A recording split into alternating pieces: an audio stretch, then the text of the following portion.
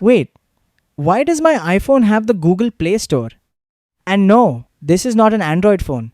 This is my iPhone. So how is this even possible? Apple has never allowed the Google Play Store on iPhones. So what are you looking at right now? Did I hack my iPhone? Did I jailbreak it?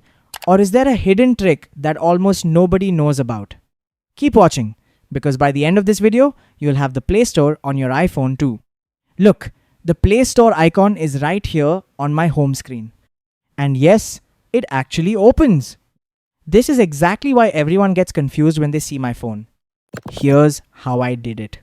First, open the Shortcuts app. Tap the plus button to create a new shortcut. Now, in the Search Actions section, swipe to the left and tap Web. Select Open URLs. Tap where it says URL, then type play.google.com. Now tap the checkmark to save it. Next, tap the shortcut name at the top, choose Rename, and name it Play Store. Tap Done.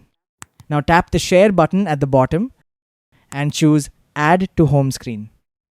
To make it look like the real Play Store, go to Image, select Choose Photo, and select a Play Store icon. I've included the icon in the video description, or you can simply search Play Store icon on Google, open any icon image, long press it, and save it to your photos.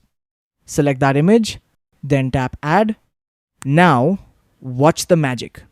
See, it opens just like a normal app, and you can browse the Play Store just like on Android. Just remember, this isn't the official Android Play Store app. It's simply the Play Store website opened through a shortcut, so you can't install Android apps on your iPhone. But it's perfect for having fun or pranking your friends.